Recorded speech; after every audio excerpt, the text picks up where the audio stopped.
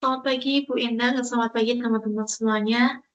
Sebelumnya perkenalkan kami dari kelompok 8 akan mempresentasikan chapter 15. Sebelum mulai menjelaskan materi chapter 15, izinkan saya memperkenalkan kelompok kami. Yang pertama ada saya sendiri, Anissa Yusabila, kemudian rekan saya Felicitas Noval, ada Sonia Pahlevi, dan yang terakhir ada Gracia Evelyn.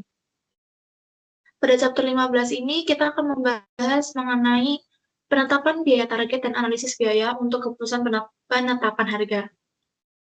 Selanjutnya,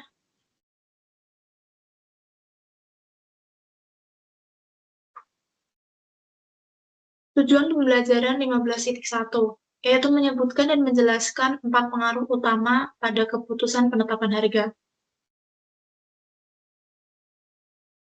Next.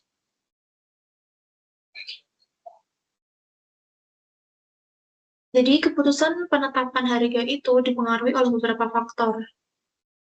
Yang pertama ada faktor permintaan pelanggan, kemudian ada kompetitor, ada biaya, dan juga yang terakhir ada politik, legal, dan isu. Next. Jadi bagaimana harga ditetapkan? Jadi kekuatan pasar dan pertimbangan biaya itu sangat mempengaruhi harga. Tidak ada organisasi atau industri yang dapat menetapkan harga produknya di bawah biaya produksi tanpa batas waktu. Dan tidak ada pula manajemen perusahaan yang dapat menetapkan harga secara membabi buta berdasarkan biaya ditambah dengan markup tanpa mengawasi pasar. Jadi bagaimana harga ditetapkan? Pada gambar ini itu menunjukkan bahwa harga itu ditentukan oleh pasar dengan batasan bahwa biaya harus dapat ditutup dalam jangka panjang. Kemudian harga juga didasarkan pada biaya dengan batasan bahwa reaksi pelanggan dan pesaing harus diperhatikan. Selanjutnya, kemudian tujuan pembelajaran 15.2, yaitu menjelaskan dan menggunakan model penetapan harga ekonomis dan memaksimalkan laba. Selanjutnya,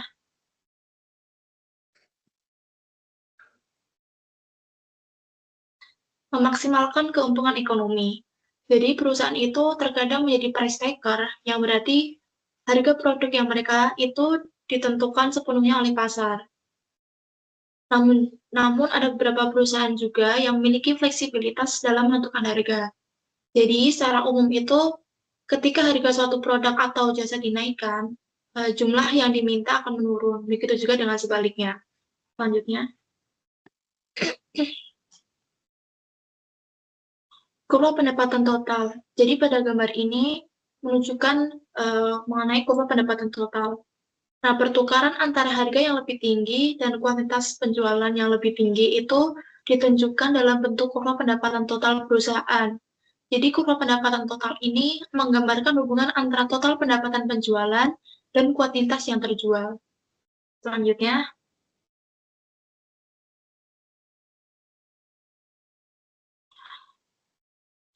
ada kurva permintaan atau pendapatan rata-rata dan kurva pendapatan marginal. Jadi kurva permintaan itu menunjukkan hubungan antara harga jual dan jumlah unit yang diminta. Nah, kurva permintaan ini akan menurun di sepanjang rentangnya. Karena setiap penurunan harga jual akan meningkatkan kuantitas penjualan bulanan. Kurva permintaan juga disebut dengan kurva pendapatan rata-rata karena kurva ini itu menunjukkan harga rata-rata di mana kuantitas tertentu itu dapat dijual. Sedangkan untuk kurva pendapatan marginal menunjukkan perubahan pendapatan total yang menyertai perubahan kuantitas yang terjual. Jadi kurva pendapatan marginal itu menurun di sepanjang rentangnya untuk menunjukkan bahwa pendapatan total meningkat pada tingkat yang menurun seiring dengan meningkatnya kuantitas penjualan bulanan. Nah, pada gambar ini untuk kurva pendapatan marginal sendiri itu digambarkan pada garis yang berwarna orange dan untuk kurva permintaan itu pada garis yang berwarna hijau. Selanjutnya,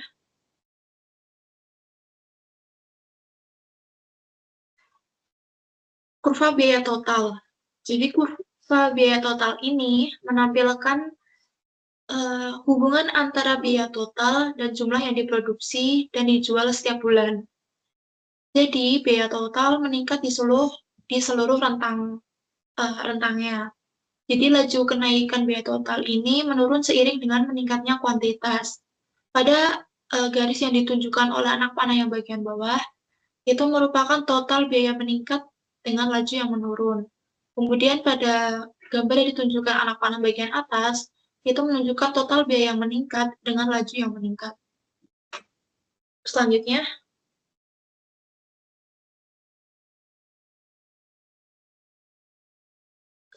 ada kurva biaya marginal.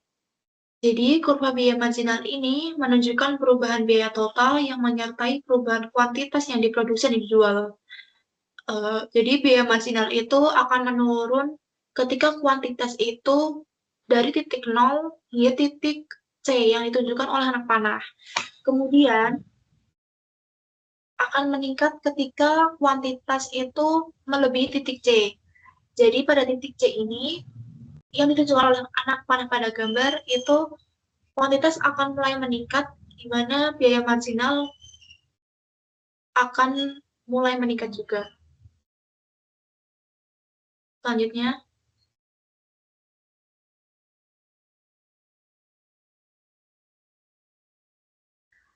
kemudian menentukan keuntungan yang memaksimalkan harga dan kuantitas.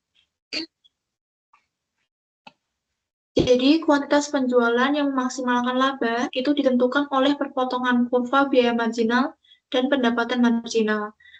Untuk kurva biaya marginal itu pada gambar ini ditunjukkan oleh garis yang berwarna hijau, dan untuk kurva biaya marginal pendapatan marginal itu ditunjukkan oleh garis yang berwarna orange. Jadi kuantitas penjualan maksimalkan laba itu ditunjukkan pada titik perpotongan antara kurva biaya marginal dan juga pendapatan marginal. Next.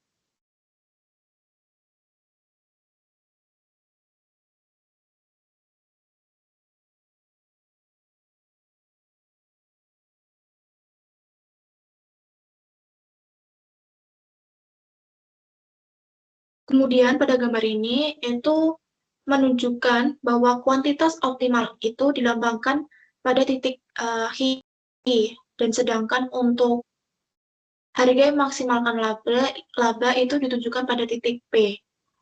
Jadi selanjutnya itu ada kuantitas selanjutnya, itu gambar yang menunjukkan kuantitas optimal, ini dilambangkan dengan titik P dan pada grafik, dan untuk harga yang maksimalkan laba itu ditunjukkan pada titik H. Nah, ini ditentukan dari kurva permintaan untuk kuantitas tersebut. Jadi kurva permintaan itu yang dituliskan pada demand yang garis berwarna abu-abu. Jadi pada kuantitas optimal itu dilambangkan ketika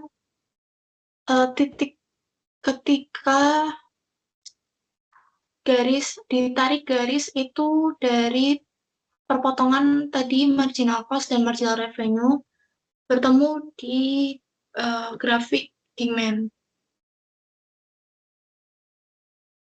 Untuk selanjutnya, pada gambar ini itu menunjukkan pada yang ditunjukkan anak panah, ini menunjukkan total keuntungan pada tingkat maksimalkan keuntungan dengan kuantitas dan harga yang ditunjukkan oleh tadi titik H dan titik P. Selanjutnya akan disampaikan oleh rekan saya. Selanjutnya, saya akan menjelaskan mengenai elastisitas harga, di mana elastisitas harga juga disebut sebagai dampak perubahan terhadap volume penjualan. Nah, permintaannya ada dua sifat. Yang pertama bersifat elastis dan bersifat inelastis, di mana bersifat elastis sendiri itu jika kenaikan harga memiliki dampak negatif yang besar terhadap volume penjualan dan begitupun sebaliknya. Permintaan bersifat inelastis jika perubahan harga hanya berdampak kecil atau tidak berdampak sama sekali pada kuantitas penjualan. Next.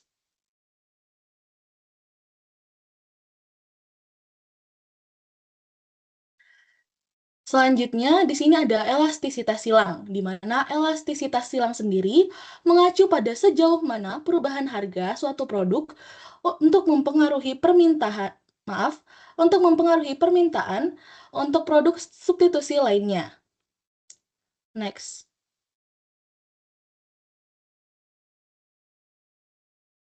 Oke, selanjutnya ada keterbatasan dari model maksimalisasi laba.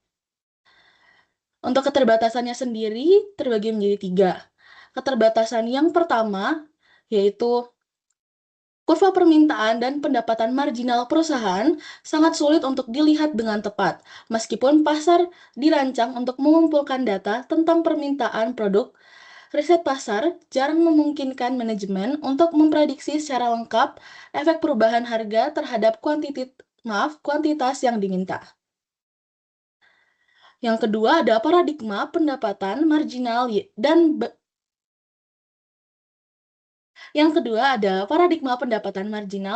dan biaya marginal tidak berlaku untuk semua bentuk organisasi pasar.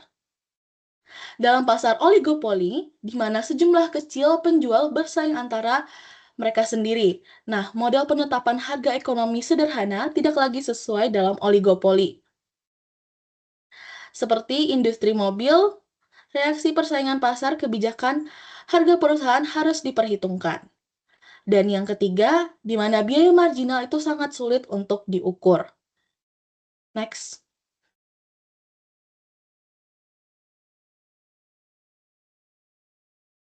Selanjutnya itu biaya manfaat trade-off dalam produksi informasi, di mana akuntan manajerial selalu menghadapi trade-off biaya manfaat dalam menghasilkan informasi biaya untuk penetapan harga dan keputusan lainnya. Seperti yang ditunjukkan pada gambar, hanya sistem informasi yang canggih yang dapat mengumpulkan data marginal, namun informasi tersebut lebih mahal untuk diperoleh. Hasilnya adalah bahwa pendekatan yang optimal untuk penetapan harga dan keputusan lainnya kemungkinan besar berada di antara kedua titik ekstrim yang ditunjukkan pada gambar. Next.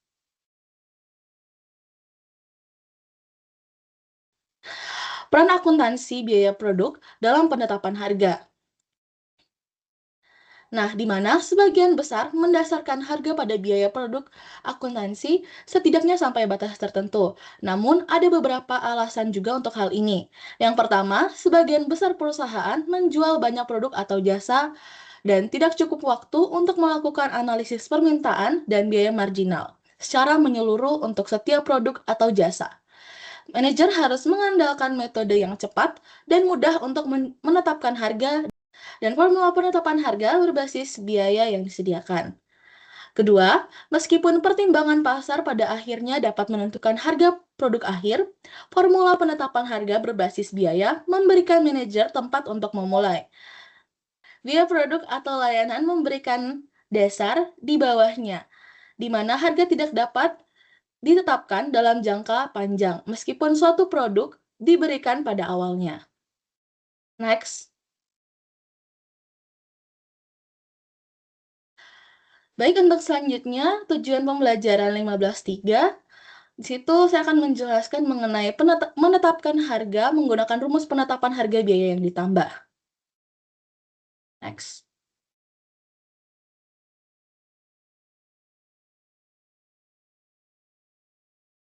Baik, selanjutnya yaitu harga tambahan biaya. Nah, di mana pada harga tambahan biaya ini sendiri, itu bergantung pada bagaimana biaya itu didefinisikan, persentase markup dapat berbeda. Beberapa definisi biaya yang berbeda, masing-masing dikombinasikan dengan persentase markup yang berbeda dan dapat menghasilkan harga yang sama untuk produk atau layanan. Untuk rumusnya sendiri, di situ ada harga itu sama dengan biaya ditambah dengan persentase markup yang dikalikan dengan biaya itu sendiri. Next. Selanjutnya, di sini akan diilustrasikan bagaimana manajemen Sydney Selling Supplies dapat menggunakan beberapa formula penetapan harga biaya plus yang berbeda dan menghasilkan harga $925 untuk wave darter. Nah, di sini ada beberapa biaya yang sudah ditetapkan, yaitu biaya produksi variabel sebesar $400, biaya produksi tetap sebesar $250, biaya produksi total sebesar $650, biaya S dan A variabel $50, biaya S dan A tetap sebesar $100, sehingga total biayanya sebesar $800. Next.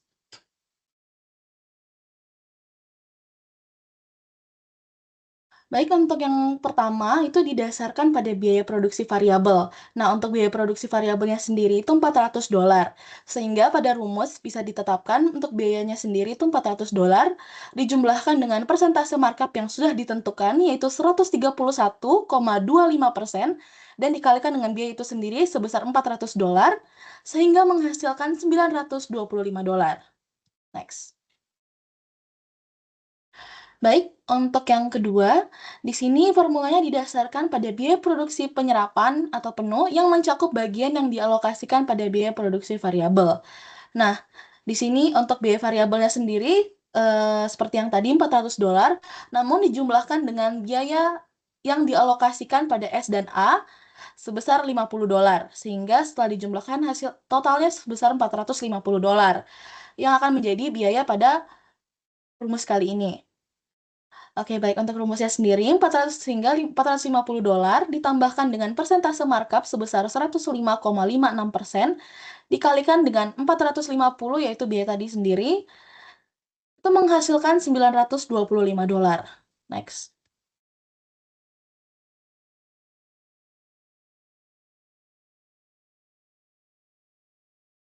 Selanjutnya, di mana ini didasarkan pada semua biaya, baik biaya variabel maupun biaya tetap dari fungsi produksi, penjualan, dan administrasi. Nah, untuk totalnya sendiri di sini sudah ada di full absorption cost itu sebesar $650 yang akan menjadi biaya pada rumus kali ini. Nah, untuk biayanya, untuk perhitungannya, $650 ditambah dengan 42,31%. Ulang. Untuk biaya sendiri, untuk perhitungannya sendiri, $650 dijumlahkan dengan 42,31%, dikalikan dengan $650, yaitu biaya itu sendiri, sehingga menghasilkan $925. Next.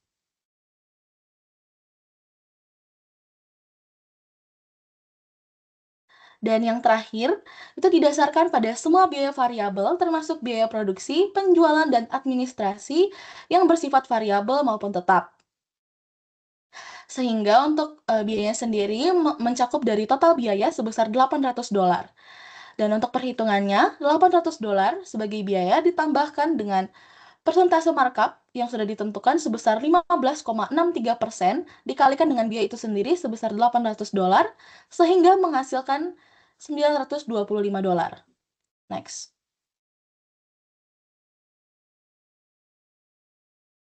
Baik, selanjutnya yaitu rumus penetapan harga biaya, di mana di sini memiliki keuntungan dan kerugian. Untuk keuntungannya sendiri, harganya mencakup semua biaya dan dipersepsikan sebagai adil perbandingan dengan pesaing, dan biaya penyerapannya digunakan untuk manajer. Sedangkan kerugiannya sendiri yaitu harga unit penyerapan penuh mengaburkan perbedaan antara biaya variabel dan biaya tetap. Next.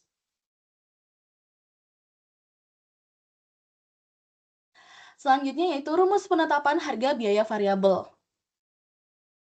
di mana rumus ini sendiri memiliki keuntungan dan kerugian. Dan untuk keuntungannya yaitu data biaya variabel tidak mengaburkan pola perilaku biaya yang menyatukan biaya tetap dan membuatnya tampak sebagai biaya variabel. Dengan demikian, informasi biaya variabel lebih konsisten dan dengan analisis biaya volume yang sering digunakan oleh para manajer untuk melihat implikasi laba dari perusahaan harga dan volume. Lalu yang kedua, tidak memerlukan alokasi biaya tetap dan lebih berguna bagi manajer. Lalu untuk kerugiannya sendiri, di mana biaya tetap di mana kerugiannya sendiri, di mana penetapan harga biaya variabel telah dijelaskan sebelumnya. Jika manajer menganggap biaya variabel suatu produk atau layanan sebagai dasar harga, mereka mungkin cenderung menetapkan harga terlalu rendah agar perusahaan dapat menutupi biaya tetapnya. Sudah. Baik, selanjutnya akan dilanjutkan oleh rekan saya. Selanjutnya adalah pendekatan umum untuk menentukan margin laba dalam menetapkan harga biaya plus adalah berdasarkan pada return of investment pricing. Next. Seperti yang sudah dijelaskan teman saya, contoh menggunakan markup sebesar 131,25% pada biaya produksi variabel tadi, yaitu menggunakan rumus harga sama dengan biaya ditambah persentase markup dikali biaya. Biayanya sebesar $400, persentase markupnya sebesar 131,25% dikali $400, didapatlah harga sebesar $925. Yang pertama, mari kita selesaikan untuk mencari markup tadi sebesar 131,25% menggunakan modal yang diinvestasikan sebesar 300% dan ROI yang diinginkan adalah 20% dan volume penjualan tahunan adalah 480 unit. Next. Langkah pertama adalah menghitung pendapatan yang akan menghasilkan ROI sebesar 20%. Rumus ROI adalah penghasilan dibagi investment capital. ROI-nya sebesar 20%, income-nya tadi belum ada datanya, sedangkan investment capital-nya sebesar $300. Maka income-nya dipindah ruaskan, jadi 20% dikali $300 ditambah income sebesar $60.000. Next. Langkah yang selanjutnya adalah ingat kembali informasi biaya unit di bawah ini. Hitunglah harga penjualan satwa yang diperlukan untuk menghasilkan pendapatan sebesar $60.000. Yaitu ada data variable cost sebesar $400.000, fixed cost $250.000, sama dengan full obsolescence-nya 650, variabelnya 50, fixed cost-nya 100, dan total cost-nya sama dengan $800. Selanjutnya, hitunglah harga penjualan satwa yang diperlukan untuk menghasilkan pendapatan sebesar $60.000. 480.000 unit dikali unit profit marginnya sama dengan $60.000. 480.000 unit dikali unit profit marginnya itu didapat dari unit sales price dikurang 800.000 unit cost dari total cost-nya tadi sama dengan $60.000. Unit sale price-nya dikurang 800 unit cost dipindah ruaskan 480.000 unitnya dibagikan 60.000 unit. Didapatkanlah 125.000 per unit. Untuk yang terakhir 800 unit cost-nya itu dipindah ruaskan ke kanan jadi plus hingga didapatkanlah unit sales price-nya 925. 800 ditambah 125 unit. Next. Langkah ketiga adalah menghitung persentase markup pada biaya produksi variabel sebesar $400. Maka presentasi adalah harga penjualan dikurangi unit variabel dibagi biaya variabel satuan. Sama dengan 925.000 per unit dikurangi 400.000 per unit dibagi 400.000 per unit. Maka didapatkanlah persentase markup sebesar 131,25%. Next. Tujuan pembelajaran selanjutnya adalah membahas isu-isu yang terlibat dalam penetapan harga strategis produk baru. Penetapan harga produk merupakan masalah keputusan yang sangat menantang. Semakin baru konsep produk, semakin sulit pula keputusan penetapan harga. Next. Menetapkan harga produk lebih sulit daripada menetapkan harga produk yang sudah ada, karena besarnya ketidakpastian yang terlibat.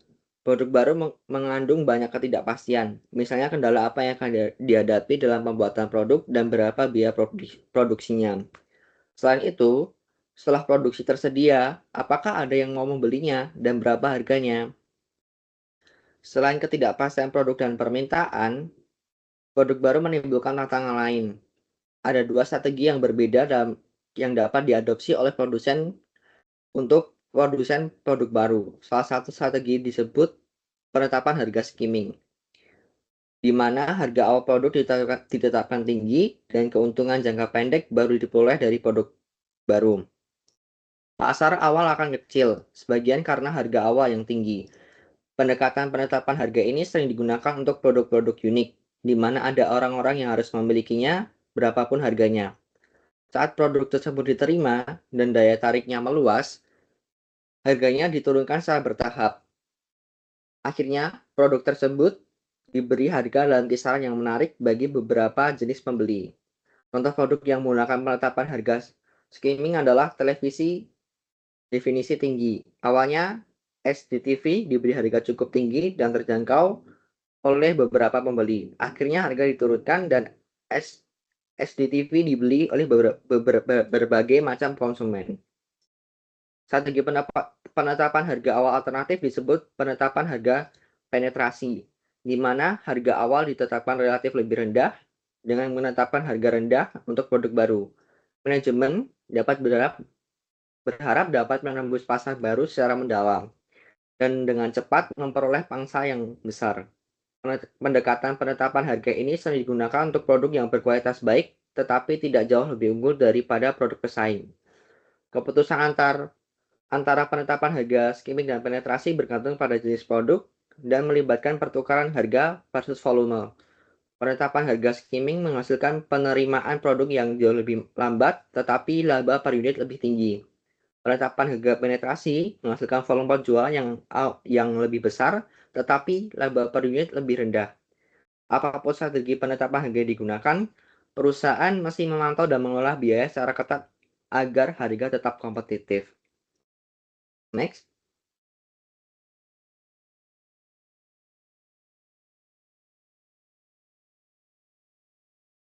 Tujuan pembelajaran selanjutnya adalah membuat daftar dan membahas prinsip-prinsip utama penetapan biaya target.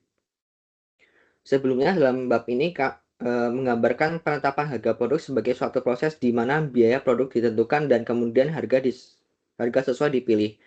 Semakin banyak pendekatan yang berlawanan diambil, perusahaan pertama-tama menggunakan riset pasar untuk menentukan harga di mana produk dapat dijual. Next.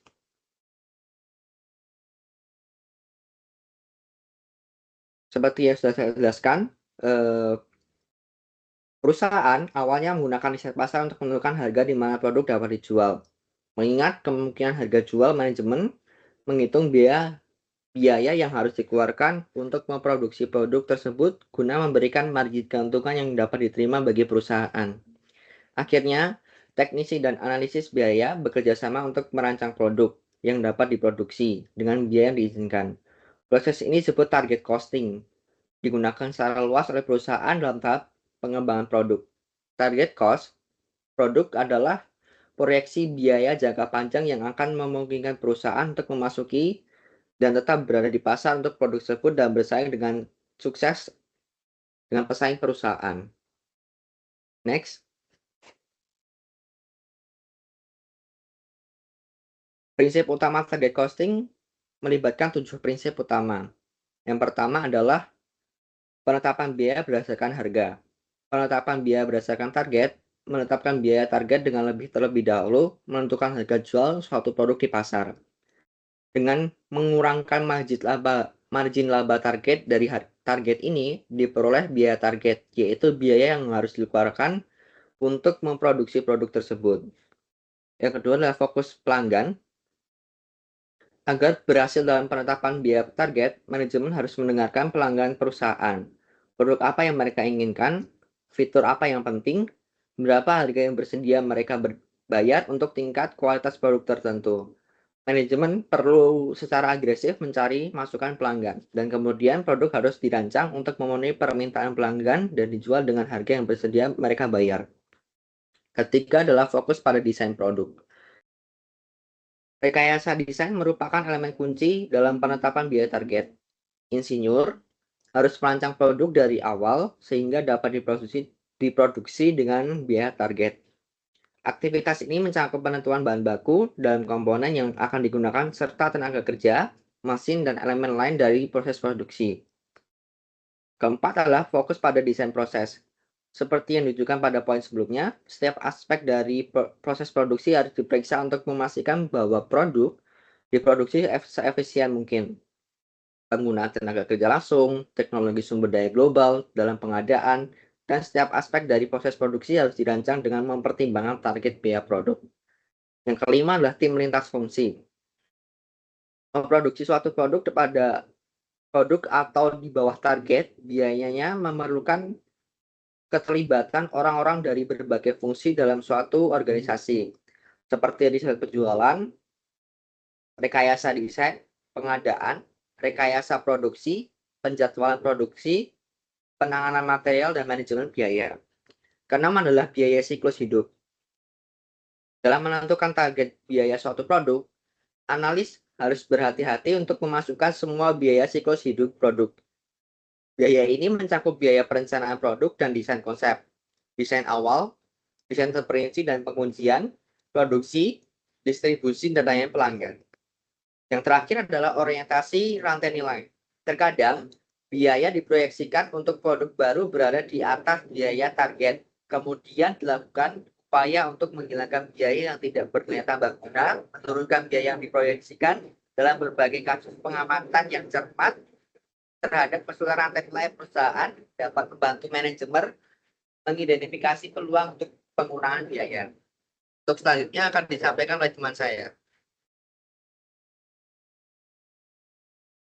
Oke, selanjutnya tujuan pembelajaran 15 strip 6 yaitu menjelaskan peran costing berbasis aktivitas atau activity based costing dalam menetapkan target biaya. Next.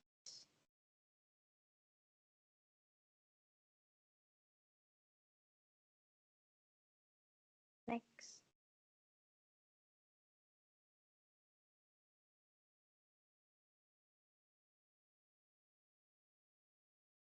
Sistem costing berbasis aktivitas atau ABC dapat sangat membantu bagian desain produk dalam mencapai target biaya sebuah produk. ABC memungkinkan desainer memecah proses produksi untuk produk baru menjadi aktivitas komponennya. Kemudian, desainer dapat mencoba meningkatkan efisiensi biaya pada aktivitas tertentu agar biaya yang diproyeksikan untuk produk baru sesuai dengan target biayanya. Next.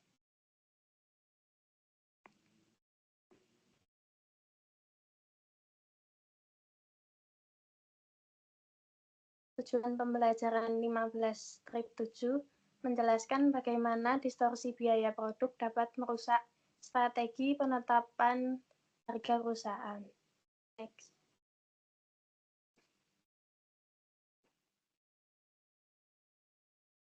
Penggunaan sistem costing produk berbasis volume tradisional dapat menghasilkan distorsi biaya yang signifikan di antara lini produk.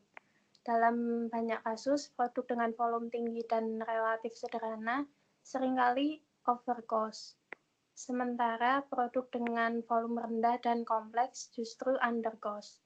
Hal ini disebabkan karena produk dengan volume tinggi dan sederhana memerlukan aktivitas pendukung manufaktur yang lebih sedikit per unit dibandingkan dengan produk dengan volume rendah dan kompleks. Namun, sistem costing produk tradisional di mana semua overhead dialokasikan berdasarkan satu aktivitas unit level seperti jam kerja langsung, gagal menangkap implikasi biaya dari keragaman produk. Sebaliknya, sistem costing berbasis aktivitas atau ABC mengukur sejauh mana setiap lini produk mendorong biaya dalam aktivitas mendukung produksi utama. Manajer harus menyadari bahwa distorsi biaya dapat mengakibatkan overpricing pada produk sederhana dengan volume tinggi. sementara produk kompleks dengan volume rendah menjadi kurang dihargai. Hal ini dapat merusak upaya penetapan harga yang kompetitif, bahkan dalam pendekatan target costing. Implikasi kompetitif dari kesalahan strategi penetapan harga semacam ini bisa sangat merugikan. Next.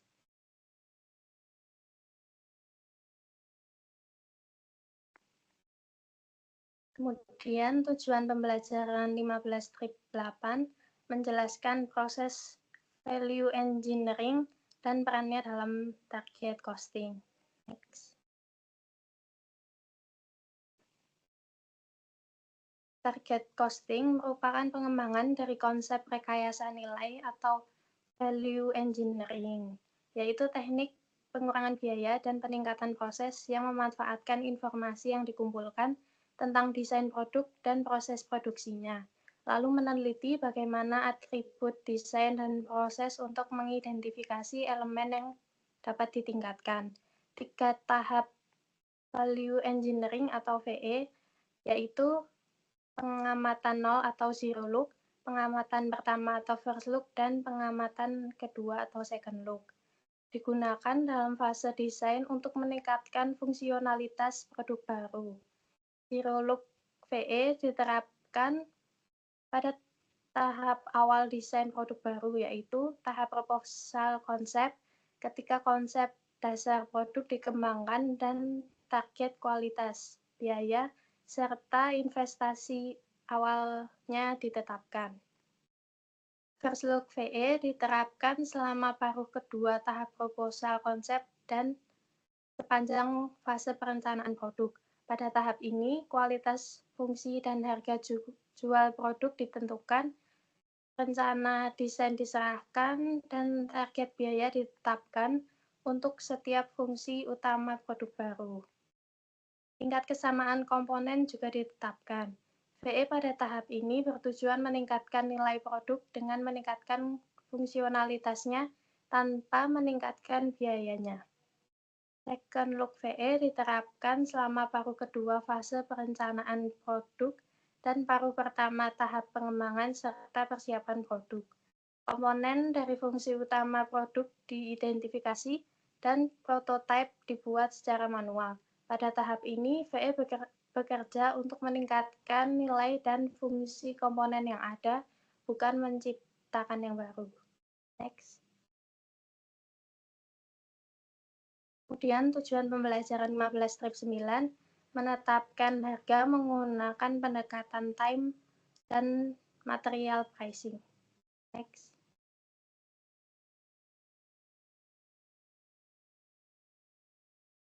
Pendekatan berbasis biaya lainnya dalam penetapan harga disebut time and material pricing.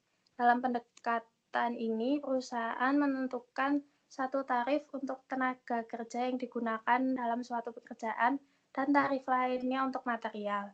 Tarif tenaga kerja biasanya mencakup biaya langsung waktu karyawan dan tambahan untuk menutup biaya overhead. Tarif material umumnya mencakup biaya langsung material yang digunakan dalam pekerjaan ditambahkan biaya untuk penanganan dan penyimpanan material.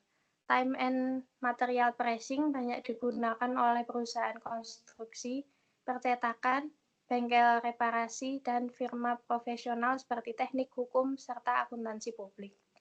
Next. Time charge dihitung dengan menjumlahkan biaya tenaga kerja per jam, overhead per jam, dan margin laba. Kemudian mengalihkan totalnya dengan total jam kerja yang digunakan. Material charge sama dengan total biaya material ditambah overhead per dolar biaya material dikalikan biaya material yang terjadi. Next.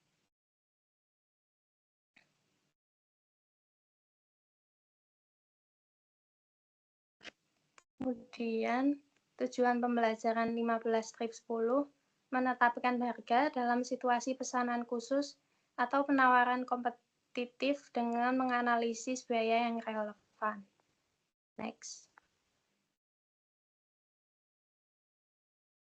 Dalam situasi penawaran kompetitif, dua atau lebih perusahaan mengajukan tawaran tertutup suatu calon. Pilih salah satu perusahaan berdasarkan harga tawaran, spesifikasi, desain, dan penawaran kompetitif membuat masalah penetapan harga lebih rumit bagi manajer. Karena kini manajer bersaing langsung dengan satu atau lebih pesaing. Jika semua perusahaan yang mengajukan penawaran menawarkan produk atau layanan yang hampir setara, harga penawaran menjadi satu-satunya kriteria untuk memilih kontraktor. Semakin tinggi harga yang ditawarkan, semakin besar laba yang diperoleh jika perusahaan mendapat kontrak tersebut. Namun, harga yang lebih tinggi juga mengurangi kemungkinan mendapatkan kontrak. Dengan demikian, ada trade-off antara menawar tinggi untuk mendapatkan laba besar dan menawar rendah untuk memenangkan kontrak. Beberapa orang menyebut adanya winner curse dalam penawaran kompetitif, yang berarti perusahaan yang menawar cukup rendah untuk mengalahkan pesaingnya mungkin telah menawar terlalu rendah sehingga tidak menghasilkan laba yang memadai dari pekerjaan tersebut. Meskipun ada resiko winner curse, penawaran kompetitif adalah bentuk umum pemilihan kontraktor di berbagai jenis bisnis. Next.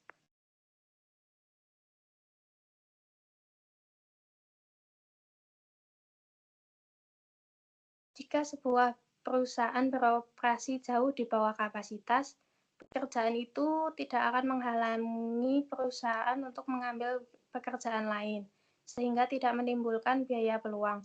Selain itu, pekerjaan itu mungkin berfungsi sebagai iklan yang baik. Harga yang hanya mencakup biaya variabel perusahaan dan memungkinkan margin kontribusi yang sederhana dapat diterima. Jika manajemen mengharapkan cukup banyak pekerjaan untuk sepenuhnya mengisi kapasitas divisi, pendekatan berbeda diperlukan untuk menetapkan harga tawaran. Biaya tetap divisi adalah biaya yang dikeluarkan untuk menciptakan kapasitas produktif.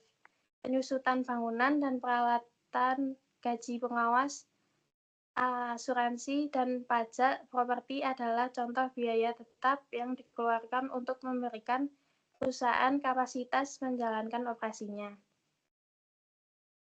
Ketika biaya-biaya dialokasikan ke pekerjaan itu, biaya setiap pekerjaan mencerminkan estimasi biaya peluang menggunakan kapasitas terbatas untuk melakukan pekerjaan tertentu.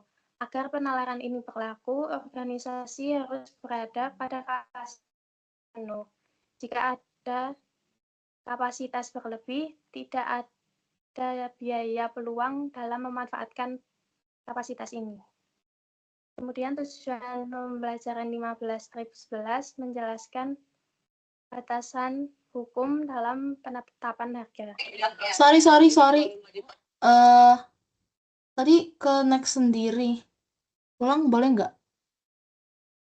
Yang Sumpah. 15/11. Iya, sorry ya. Oke. Ke next sendiri sumpah. Apa?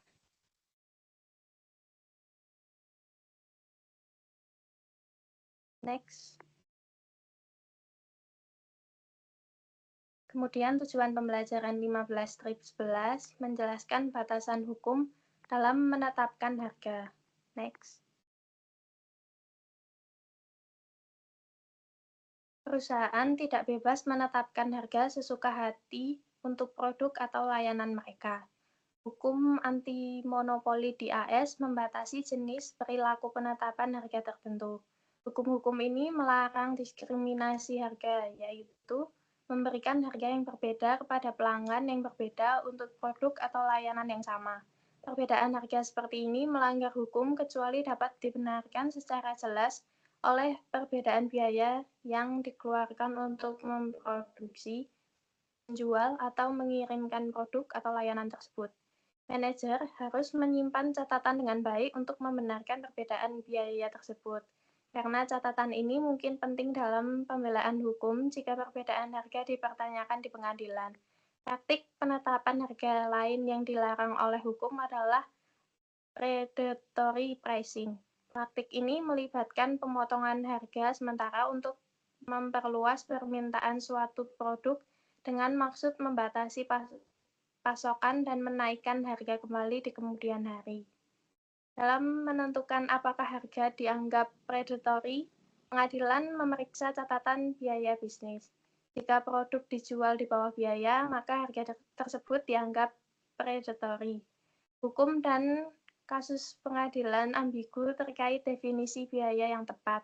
Namun, berbagai keputusan pengadilan membuat pembuktian predatory pricing menjadi lebih sulit. Meski begitu, ini adalah salah satu area di mana pembuat keputusan penetapan harga disarankan untuk memiliki akuntan di satu sisi dan pengacara di sisi lain sebelum menetapkan harga yang mungkin dianggap predatory. Next. Sekian presentasi dari kelompok kami, kelompok 8. Terima kasih.